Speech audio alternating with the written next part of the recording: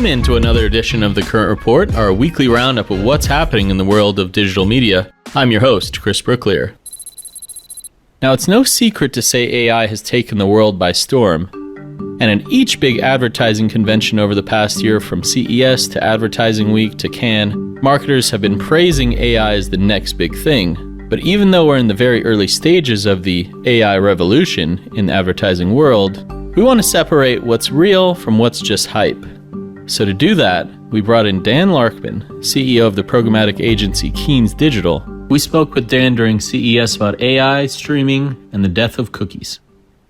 Dan, you spoke with us at The Current during Cannes last year. At that point, AI felt like it was all the rage. Fast track about 7 months since then. Do you feel like the conversation around AI has changed at all? Are we keeping up with the changes that people are expecting? Yeah, I think AI is still definitely the hot topic. So I think it's changed a little bit. I think at first it was the doomsday AI. It's going to take over the world. I think that's been quieted a little bit with the type of innovation that's happening with natural language processing and generative AI. I think that the conversation has now evolved into what could we use this for and productive. So versus let's fight against it, I think it's more like let's lean into this and see how it can help us and help us all as an industry. Yeah, that makes a ton of sense. Now, something else from the AI world that I've been seeing more attention about is the concept of AI PC, which is basically bringing all the new cool stuff that you can do with AI through the internet and making it available locally on your computer. Intel has called this the biggest change in personal computing in 20 years. So how much attention have you paid to AI PC? I'm very interested by it. I'm very interested to see basically anything for me that creates efficiency is a no-brainer, right? And if we can use anything that's going to help with that and use artificial intelligence that's going to help along that path, I think is crucial. And I think it will make a big difference. We'll see. I think, everything's in its early stages. And the funny thing for me around AI, and I say this in every conversation I have, is AI has been the hot topic, but every company has been using the term AI for 10 plus years. And so it's like now it's like, oh, we have AI. Well, I thought you had it 9 years ago. Oh, it was Excel 9 years ago. So everyone's been using it. I'm really wondering how it's going to progress. But if you look over the last year, how the coding that you can do from OpenAI or from AI in general, the PCs, cars, automation. Yeah, you make a great point. It's sort of like AI got like a new PR person because it's just sort of everywhere, but it's been doing the same thing for a while. It's my favorite thing. My favorite thing about every company that I've seen. We finally have AI. Sure. Didn't you boast about this a year ago? So, but I've got to be honest though, how it's adapted from coding language, I'm so impressed by. I'm kind of set a stone this year. CES 24. At CS 25, how different is that going to be? We're having bets last night. I'm in Vegas, so you have to bet. We had bets last night of what we think is going to look in 25 on different areas, and that's how I'm kind of looking at it. 1 year it's dog years now, right? It's like 7 years of the past. So I'm really excited for what AI is going to do. Definitely, you're right. I mean, CES is all about innovation in the future and where we're going next. So specifically, your company, Keynes Digital, really focused on the value, the opportunity of streaming. I mean, we are seeing consolidation, right? How does that affect the opportunity in terms of advertising along these platforms? Like, does it change anything in terms of the CTV opportunity, both from the publisher side in terms of how they're looking for revenue and from the advertiser side wanting to be a part of these shows or these experiences? I think from a publisher point of view, or from the point of view of monetization, we're seeing companies like Hulu, Peacock are seeing more revenue coming through from the programmatic side than the direct sales. And I think that's going to be a crucial variable. If we think back to 5 years ago, you would have an NBC selling their streaming as an added value. We'll do an upfront with you for linear, and here's some added value for you. It's going to be streaming, right? It's untrackable. We're now in a place, maybe it's a little bit more than 5 years ago, we're now in a place where it's a standalone product and it's a direct revenue stream, and they're pushing that further and faster. So I think that's crucial. And then I think the next thing, from an advertiser point of view, I think there's opportunities to win ads. And I think when you're talking about, you've got HBO Max and Discovery, right, independently great for trying to reach people, but as soon as you start consolidating, you're now getting more people, more eyeballs, which means we're getting more viewers, which means we're getting more ad breaks. And I think that is the path. I also think with the increasing in price, you're getting more people signing up for the free ad. Well, we are getting more people signing up for FAST, free ad-supported TV, and more people signing up for what I like to call ad-subsidized content. So effectively, what we're seeing is a huge growth. We're seeing more people moving from paid, no ads, to ad-subsidized or free ad-supported TV.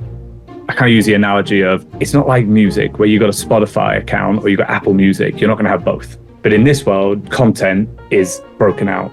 So as opposed to paying the premium for no ads on Spotify, if you had to buy music across all, you'd probably start getting ad-supported version. I think the same thing is happening, and we're seeing the same thing happen with consumers. And for advertisers, that's an opportunity, right?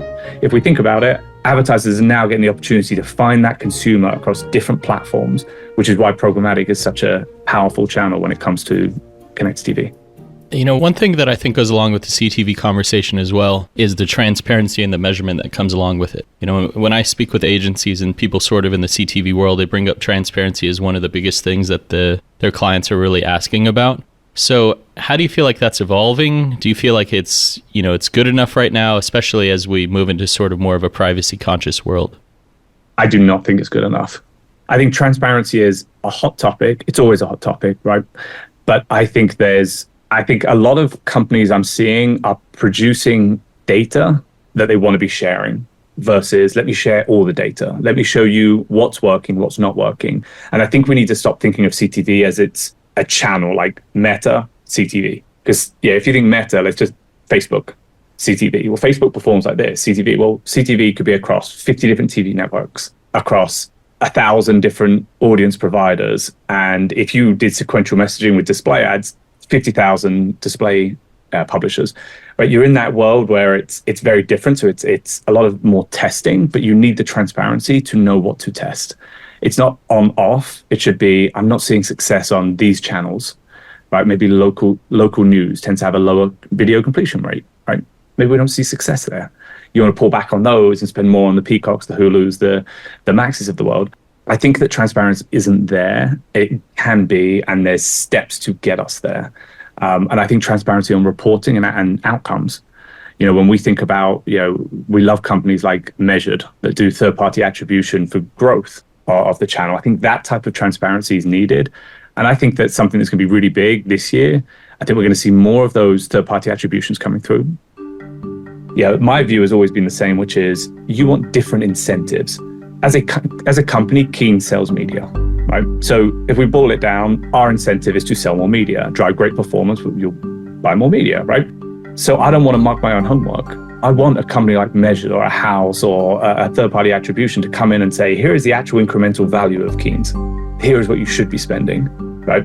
Don't take my word for it, take a third party. And I think that's the level of transparency we're really going to need to move towards to see the true growth around connected TV for sure. Gotcha. It's like someone's checking your homework. I'd love to mark my own homework at school. I'd got A's on everything. That'd be weird though if you like put a C down. You're like, didn't do good enough. Maybe in like French class or something, I'll give myself a C. I'd like to close out just asking you, you brought up the cookieless world and sort of the death of cookies.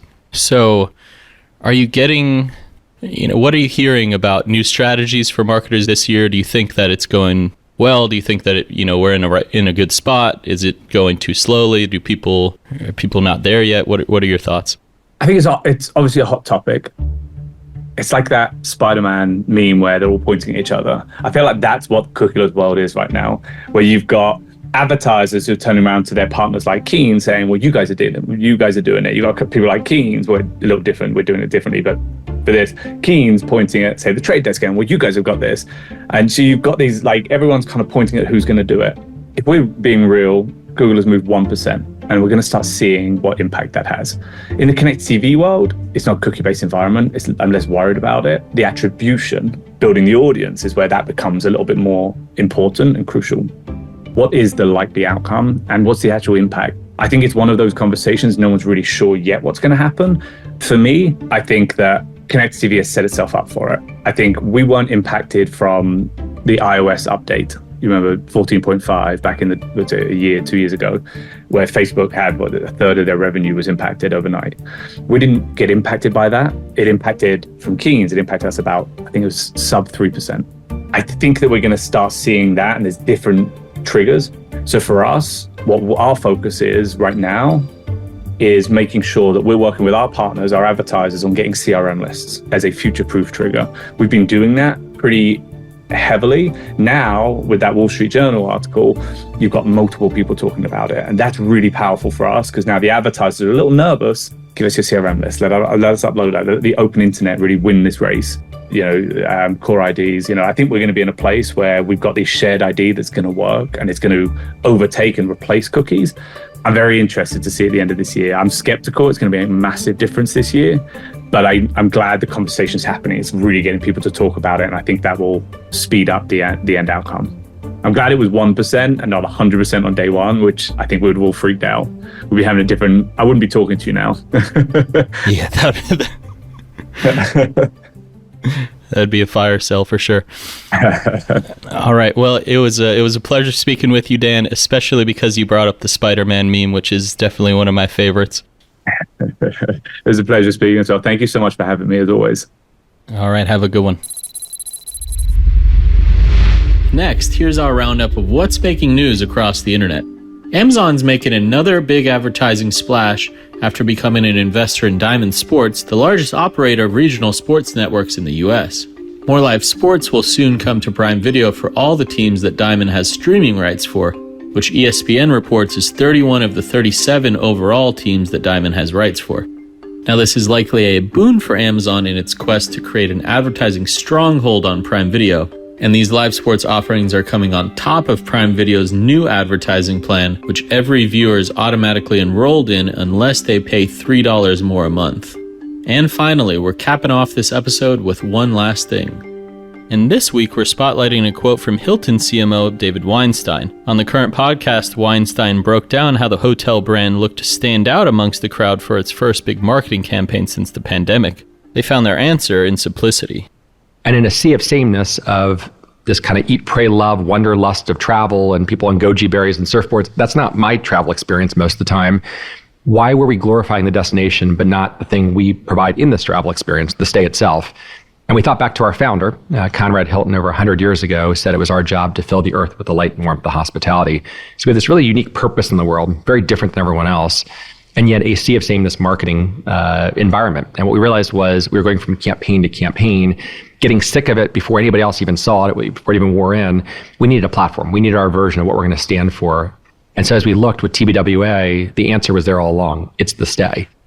And that's it for this edition of The Current Report. For a deeper dive on all these stories plus more, check out thecurrent.com. And of course, please like and subscribe on YouTube, plus leave us a review on Spotify, Apple, or wherever you listen. And if you want to hear more from The Current, listen to The Current Podcast, where we interview some of marketing's biggest leaders about their keystone career moments and where the industry is going next. We'll see you next week.